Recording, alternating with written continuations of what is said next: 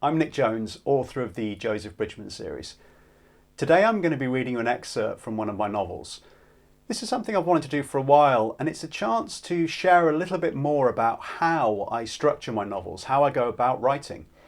I'm going to be delving into the character motivations, how I structure my plot lines, and how I sort of come up with the various different chapters that make up a novel.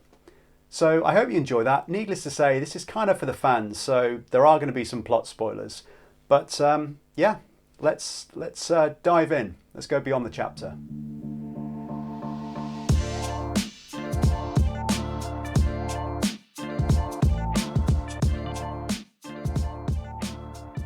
I'm going to be reading from book 1 in this series. I figured that was a good place to start. So this is And Then She Vanished. It's book 1 in the Joseph Bridgeman series. I'm reading chapter 13 today. We're heading towards the kind of midpoint of the story. So just a little bit of background, again, plot spoilers, but a bit of background for you. Joe has already started time traveling. So he's trying to figure things out, and he's really confused by the rules of time travel. And he's got a super mega brain friend called Mark DeStella. So heading towards the midpoint, he goes and meets Mark DeStella and proves that he can time travel. So the scientist is now kind of had his mind blown, and he's on board. Chapter 13. Mark has his own version of a man cave, a Norwegian-style log cabin situated at the bottom of his garden. It smells of fresh pine and wood smoke. At the gable end, 3 tall windows bathe the pale wood interior in golden sunlight. Mark stokes a wood-burning stove to life, its silver flue clicking as it expands. The walls are lined with books, more than I will read in my lifetime. This is where I come to think, Mark says. When I need a bit of headspace, you know what I'm like. I do, I say, recalling Mark's obsessive studying and songwriting. He would sometimes go all night to make sure a certain section of a tune was done properly. I'm sorry about earlier, I add. I knew you would need proof, but I didn't mean to scare you. Mark waves a hand. It was a shock for sure. But that's wearing off now. It's been replaced with many, many questions. His expression softens. I wanted to say sorry as well. For what? For mentioning your dad. It was out of order. I tell him it's okay, and it is. More than ever, I feel the weight of unsorted junk in my mind and know that it's my problem to fix. What about your plans tonight, I say? You said you were meeting people. That doesn't matter now, Mark replies. Not anymore. His expression darkens a little. Although tomorrow morning, unless I want to kiss my marriage goodbye, I have to be at Heathrow Airport. I'm telling you this because you might need to help me out the door. I understand, I assure him, knowing that when Mark attaches himself to a problem, he is a limpet against the tide.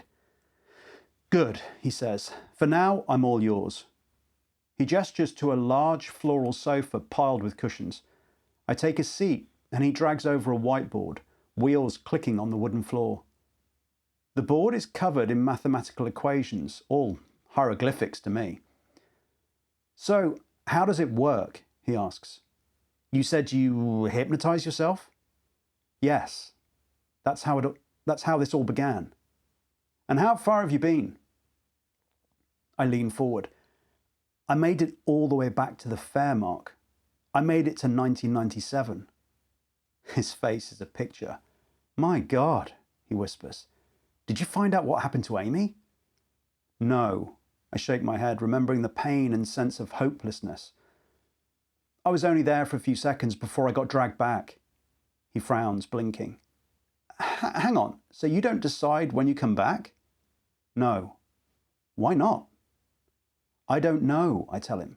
That's why I need your help. It seems like the farther I go, the less time I get.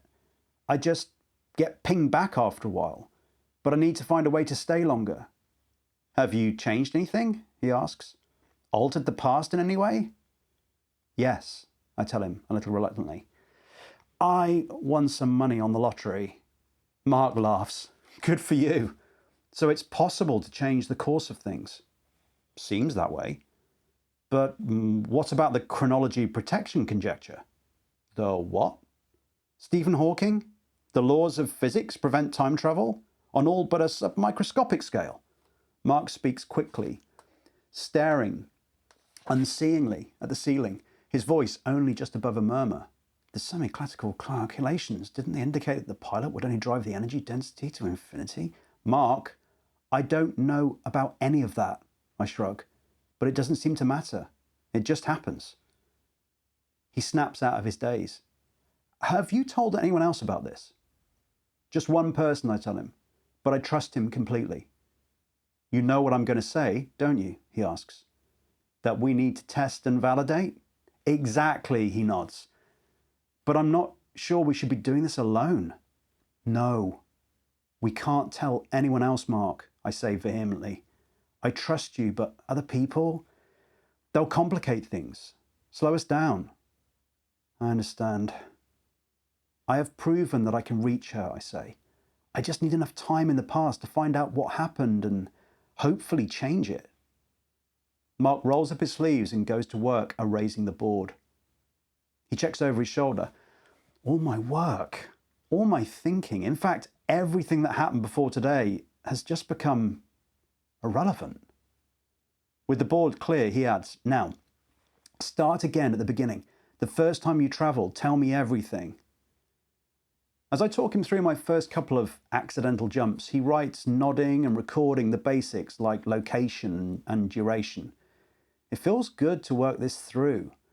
Finally, to have Mark's considerable brain engaged. When I explained that the Gold Cup tickets helped me focus, he nods. I knew your weird ability would come into its own someday. Weird ability? No offence, he replies, smiling. Interesting, though, that objects help you focus. Yes, and when I found Amy's ribbon, the one she lost on the night she went missing, I thought I had everything I needed. I tell him about my last jump, about landing through the fence and my stay in the hospital. Christ, he says, suitably horrified. Are you all right now? Fine, I was lucky. You were, he agrees. And then in typical Mark fashion, he gets right back to the facts. Interesting that the wire disappeared once you were back in the present. It's almost as if it knew it belonged in the past and went back there again. And the brain freeze. That's a consistent indicator of your return? Seems to be, I tell him. First I get a headache, then about 15 minutes before I'm due to return, it really kicks in. Right, he rubs his face. And time spent in the past is accrued in the present? I grimace, feeling like I'm back at school and wishing I had studied more. Sorry? He tries again, patient as always. If you spend 5 hours in the past, you return to the present 5 hours after you left, correct? Yes. Good. Let's call that temporal adjustment. Mark writes an equation, seems to rethink it, scrubs it out and tries again. As I watch him work, I realise how much I've missed him. He always was a ball of energy, and it's good to feel his drive and focus again. Using different coloured pens for some scarily complicated formulas, Mark gets things down. When he's done, the board is a mess, but in the centre is a simple log of my progress which I can follow. Jump 1, travelled back 10 minutes, watched yourself travel, completed the loop, instant relocation, forward in time 10 minutes. Jump 2, travelled back 12 hours, remained in the past 8 hours. Early relocation? Why? Jump 3, lottery win, travelled back 4 days, remained in the past just under 8 hours. Slightly less time in the past than previous jump. Why?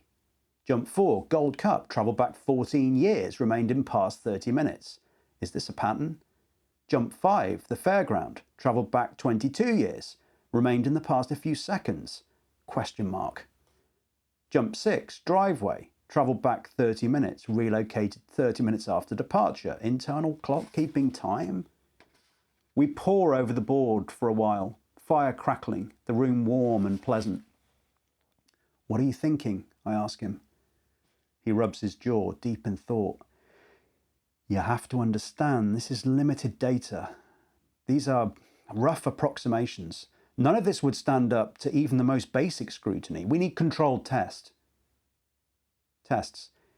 He peruses the board, deep in thought. Mark, I say, what is it? He takes a long, deep breath, grabs a pen and draws an axis. He writes duration on the left-hand side and distance below it. Then he draws a curve from the top left to bottom right, a sloping line that flattens out to almost nothing. I don't know what I'm looking at. What does that mean exactly? It's a logarithmic curve, he explains. It's a kind of graph. If we map each time you traveled onto it, the data fits pretty much exactly. He plots my various jumps onto the curve using dots, writing the year of my arrival and duration spent in the past next to them. He rummages through his desk drawer and fishes out a red elastic band, placing it on opposing forefingers like a fan belt. He wiggles his right finger. This is you in the present. Then he moves his left finger away, tightening the band. This is you in the past. He stretches it to near breaking point. The farther back you go, the tighter the band. I stare at him. And the less time I get in the past. Correct. The tighter the band, the sooner you snap back to where you're supposed to be. That makes sense, but my heart sinks because the facts all point to one simple truth, a sobering reality. The farther back I go, the less time I can stay. If 1997 is my limit, there is no way to save Amy. I think somewhere deep down I already knew this. I've been in denial. All that inner chatter about running out of fuel, of using up my chances. Each jump was giving me information. I just didn't want to listen.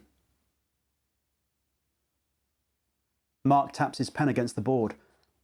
Have you tried jumping twice? What do you mean? Jumping back just a few years, then jumping back again from there? No, but I don't think I can. He tilts his head. Why? It's hard to explain, I say. When I jump back a few days, it's not too bad, but if I go back years, then I feel drained. It's almost like I need to recharge my internal battery. That makes sense, I suppose, Mark says. Well, as much as any of this makes sense. Nothing is free. Longer jumps take more out of me, use up more energy. I search his face, desperately hoping for a sign that he can see an angle, how to beat time at its own game. I need to reach Amy with enough time on the clock to make a difference. I get it, Joe, Mark says thoughtfully. It's a hunch, but we need to try that second jump. You need to reach 1997. We need to try and split that into 2 achievable jumps and see if it changes anything. He's obviously struggling. As he flips between confidence and deep confusion, as his brain tries to process the destruction and reconstruction of everything he's ever known in the space of one afternoon. Seems the universe knows where you are supposed to be, and the farther back you go, the faster it evicts you. I'm wondering if a second jump might not accrue the same amount of, he searches for the right word, resistance, from whatever forces are at work here. To be sure, we need to try it. It's the only way to know. All right, what do we do? He smiles. We make a plan.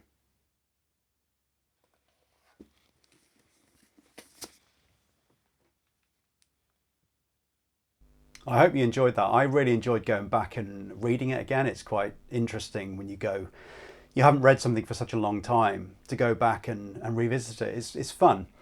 And just a bit of background really. So one of the key things whenever I'm planning out my books, and particularly sections of the books, I know as we come to the midpoint, it's really good fun to introduce a new character. So I always try and do that because it sort of refreshes you, I think, in terms of just wakes you up. Okay, there's a new character coming, a new energy.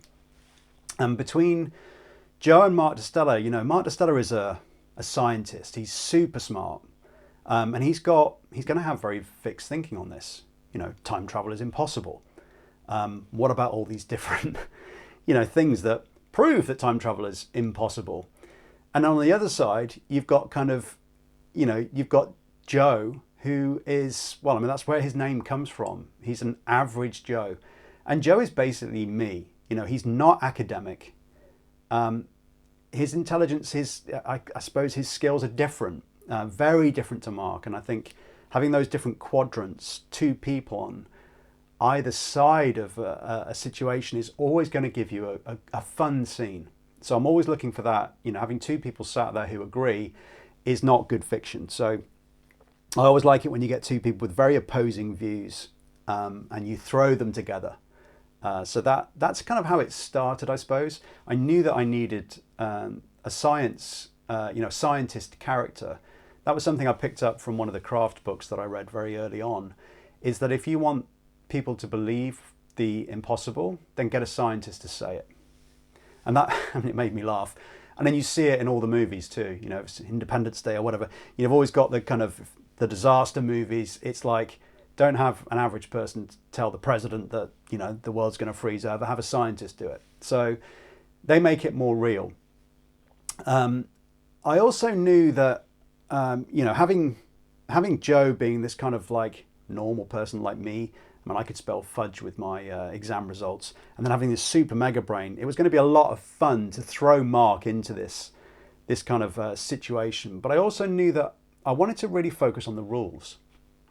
So I'm a big time travel fan, but I often get quite frustrated by the rules. And I also appreciate there's no way to do this perfectly. There's always going to be paradoxes. I have plenty of people who point out plot holes and problems with even, you know, my way of doing it, even though I've dedicated a lot of time to try and get that, the rules clear and interesting. And I think that's the thing.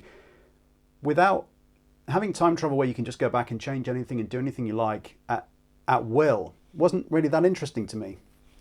I really wanted to try and create some rules that would cause problems. And I think, again, the kind of fiction that I enjoy is when the problems feel insurmountable. Like the main character for Joe in this scene, he realizes that the further back he goes, the less time he gets to stay, and he's not going to have enough time to save Amy. And I wanted that to feel really crushing. You know, that's insurmountable odds. How on earth is Joe going to get over that? Now, what's fun for me as an author, and the thing that I enjoy the most, is to think about you as a reader and think, I want you to believe that's insurmountable. Then I want a character like a Mark Distella to come up with a really ingenious solution. And when you hear it, you go, oh, it's like a double jump. He's got the elastic band theory, and he's thinking if Joe jumps twice, he could kind of outrun time. And I think what's fun about that is, for me, again, as an author, the trick for me is to try and give you enough clues so that when that ingenious solution comes along, it doesn't feel too incredible.